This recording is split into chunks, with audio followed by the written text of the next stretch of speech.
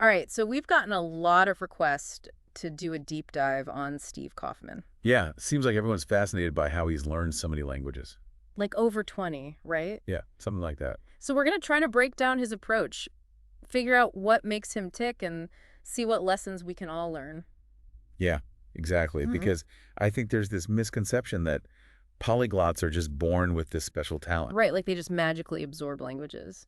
But with Kaufman, it's really been this lifelong journey of figuring out how to learn effectively. Yeah, and it's not like he started out as a kid bouncing between 5 different languages. Right. I mean, born in Sweden, raised in Canada, Uh-huh. and then a career that took him all over the world as a diplomat, a businessman. Yeah, that's a pretty global background. So a lot of different contexts to pick up languages in. And that's a key part of what he emphasizes. Right. Yeah. It's not just about classroom learning, it's about real-world need driving the process. I can see that. He talks about how his early language acquisition was very much out of necessity. You know, needing to connect with people, navigate new cultures, not just to pass a test.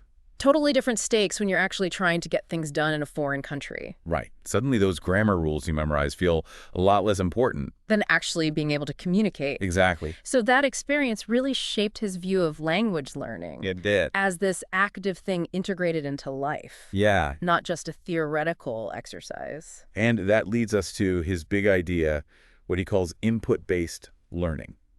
Okay, I gotta be honest, when I hear that term, it sounds a bit intimidating. I get that. Like, am I supposed to be bombarded with the language 24/7? Not exactly. Yeah, good. It's not about sensory overload. Think of it more like this. How did you learn your first language? Mhm. You didn't memorize grammar rules. Right, I just soaked it all up. You heard it spoken around you constantly. Yeah. You absorbed it naturally. And Kaufman's argument is that we can replicate that process as adults. So, less about textbooks and drills, more about immersing yourself in real content. Yeah. Books, movies, podcasts, even just everyday conversations. Okay, that makes a lot more sense. And that's where LingQ comes in. Right, the platform he co-founded. Yeah, it's not just another language learning app. Right. It's designed to facilitate this input-driven approach. Okay, so how does that actually work?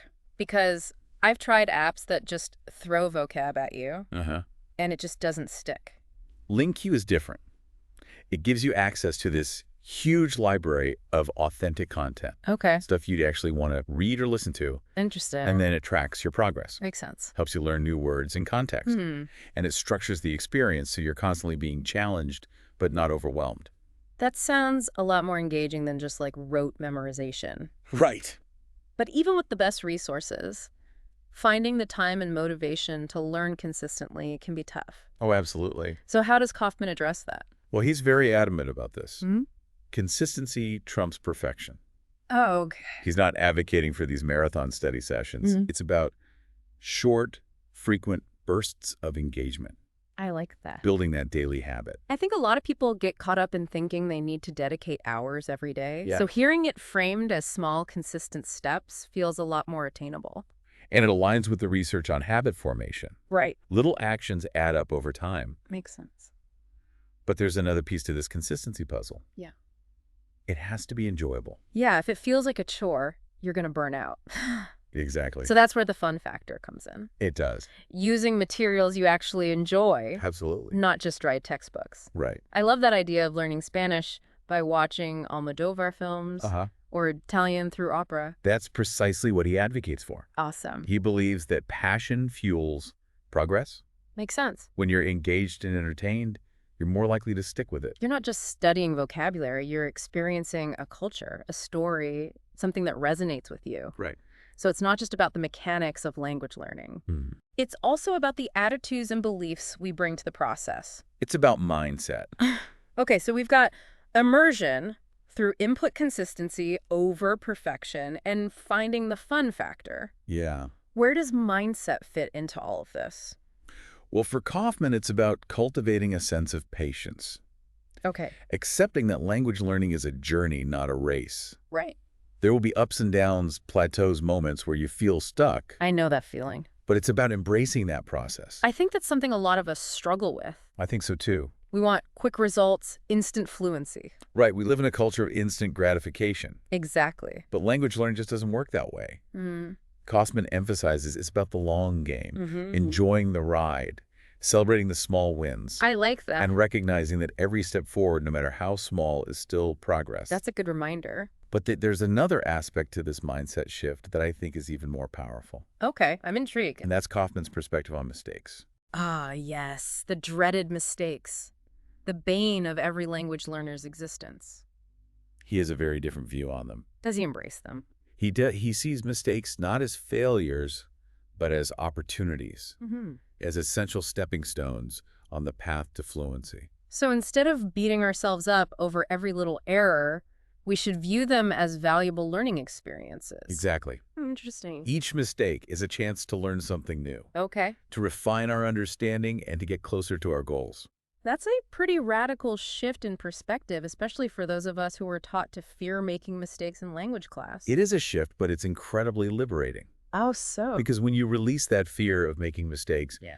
you open yourself up to taking more risks, experimenting with the language, and ultimately learning more effectively. Okay, I can see that. So we've talked about the principles, the mindset, Mm-hmm. but I think it's important to remember that Kaufman's approach has been shaped by his own personal experience. Yeah, and he didn't become a polyglot overnight. No, he did. This has been a decades-long journey for him. Sure. Absolutely. Constantly refining his methods and challenging conventional wisdom about language learning. And that's what makes his story so inspiring. Yeah. It shows that anyone can achieve remarkable things with the right approach, dedication, and a willingness to embrace the journey. I'm eager to dive deeper into that journey and see what else we can uncover. Sounds good to me. Where should we go next? Well, let's explore how Kaufman's unconventional background and career path have influenced his approach to language learning. All right, I'm ready. Because his experiences as a diplomat businessman and lifelong learner have shaped his methods in some surprising ways. Let's do it. Yeah, it makes you wonder how different our whole approach to language learning would be if we had that kind of immersive experience, you know? Right, like from a young age, Exactly. instead of being stuck in a classroom. Well, and that's the thing with Kaufman, right? Like, it's never too late to start. He didn't become fluent in 20 languages overnight. Right. It's a very gradual process, Yeah. built on consistent effort, a willingness to embrace mistakes, and that genuine curiosity about the world. I think that's really empowering for anyone who, feels intimidated by the idea of learning a new language. Yeah. It's not about having some innate talent. Right. It's about the right mindset and finding a method that works for you. And speaking of methods, Okay. I'm curious to dig a little deeper into how this input-based approach actually works. Yeah. We've talked about immersion and consistency, Right. but what are some of the specific techniques he recommends? So one of the things Kaufman emphasizes is this idea of comprehensible input, Sure. which basically means finding that sweet spot between challenge and comfort, exposing yourself to material that you can mostly understand, even if it's not 100% clear. So pushing your boundaries without being completely overwhelmed. Exactly. Okay. The idea is that by gradually stretching your comprehension skills, you naturally acquire new vocabulary and grammar. You start to pick up on patterns, make connections, and just build a deeper understanding of the language. It's like learning to swim by gradually going into deeper water, Yes, exactly. rather than just jumping in the deep end. Perfect analogy. Okay, I like that. And LingQ actually plays a role in this. Uh-huh. It allows you to choose content that's appropriate for your level and provides tools for looking up words, tracking your progress, and reviewing what you've learned. So it kind of takes the guesswork out of finding that comprehensible input. Yeah. And gives you a structured framework. Right. I see. But even beyond the technology, Kaufman emphasizes the importance of being an active learner. Okay. So it's not enough to just passively consume content. Right. You have to engage with it. So what does that look like? It could be taking notes, summarizing what you've read or heard, asking yourself questions about the material, Okay. maybe trying to explain it to someone else. So turning it into more of a two-way conversation. Exactly. Not just a one-way lecture. I like that. And the more actively you engage with the language, the more deeply you'll process it and the more likely you are to remember it. Makes sense. And that brings us back to, finding materials that you genuinely enjoy. Right. When you're passionate about something, you're naturally more engaged, more curious, and more likely to go that extra mile to understand it. I mean, if you're learning French and you love fashion, Yeah. you might start reading French fashion magazines. Exactly. Or watching interviews with French designers. There you go. You're not just learning vocabulary, you're immersing yourself in a world that interests you, Right. which makes the learning process that much more enjoyable and effective. And the more you enjoy it, the more likely you are to stick with it, Exactly. which ultimately leads to greater progress. It's a virtuous cycle. It is. And that's really the essence of Kaufmann's approach, right? Creating this positive, enjoyable, and sustainable learning experience Yeah. that sets you up for success. And I think beyond the practical side of it, Yeah. there's something to be said for the deeper motivations that he emphasizes. Okay. He often talks about language learning as a way to connect with other cultures, to expand your worldview. It's not just about, adding another line to your resume. Right. It's about opening up a whole new way of experiencing the world. Exactly. And that can lead to all sorts of unexpected benefits. Like what? Well, it can boost your confidence, make you a more adaptable thinker, even enhance your problem-solving skills. It's like loving a new language rewires your brain in a way that benefits you in all areas of life. And there's a lot of research to support that idea. Really? Studies have shown that multilingualism can improve cognitive flexibility, enhance memory, even delay the onset of age-related cognitive decline. Wow. So it's like a workout for your brain. It is. And who wouldn't want a sharper, more agile mind? And the best part is, these benefits just come naturally Yeah. as a byproduct of the language learning process itself. You don't have to specifically set out with the intention of improving your brain function. Exactly. Just by engaging with another language, you're already giving your brain a workout. It's like a bonus prize for going on this language learning adventure. It is. And, the more we can frame it as an adventure, the more likely we are to embrace those challenges. All right. And stick with it for the long haul. Because it's about rediscovering that sense of curiosity and excitement that we had as kids. Absolutely. And that's something Kaufmann embodies so well. Yeah. He's always exploring, always trying new things, always pushing himself beyond his comfort zone. It's inspiring to see that kind of lifelong passion for learning. It is. And it reminds us that language learning isn't just about acquiring a skill.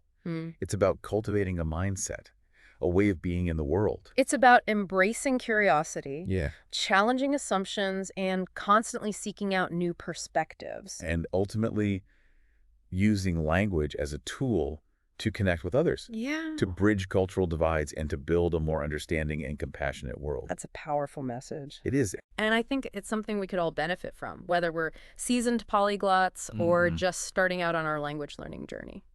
So as we continue to kind of explore Kaufmann's approach, I think we'll find even more insights that can help us unlock our own language learning potential. Okay, I'm ready to keep going. All right, so where should we head next? What's next on the agenda? Well, Kaufmann's been a real pioneer in using technology to make language learning more effective and engaging. Okay. So let's shift our focus to the role of technology in this whole process. It's pretty amazing how he was already so into language learning, before all these apps and online resources even existed. That's what I find so remarkable about him. He's always been ahead of the curve, constantly adapting and experimenting, pushing the boundaries of what's possible with language learning. And he was an early advocate for using technology to make it more effective and engaging. Oh, absolutely. And that's really evident in LingQ. Right. I mean, it's designed to really leverage the power of technology to personalize the learning process, track your progress, Yeah. and give you access to all this authentic content. It's like a perfect example of what he's talking about. But he also recognizes that technology has its limitations. Oh, for sure. He's not saying it's a magic bullet. No, he always emphasizes that tools are just that, tools. They can be helpful, but you can't rely on them entirely. Exactly. So it's about finding that balance Right. between technology and human interaction. Yeah. Between structured learning and spontaneous immersion. It's about finding what works for you. And I think that's such an important message because it's easy to get swept up in the hype of, the latest language learning app or gadget. Totally. But ultimately, the most effective approach is one that combines the best of both worlds. I agree. Technology and human connection. Couldn't have said it better myself. So maybe you use an app for vocabulary, Uh-huh. but then you have a language exchange partner for conversation. Right, or a podcast for listening practice. Yeah. Exactly. You create this personalized learning ecosystem. Yeah, that caters to your specific needs and interests. That's cool. And technology can help you do that, but it can't replace that human element entirely. It's about finding that sweet spot, Yeah. Leveraging technology, but also embracing the human connection. Well said. And I think, that brings us to one of the most interesting parts of Kaufmann's philosophy.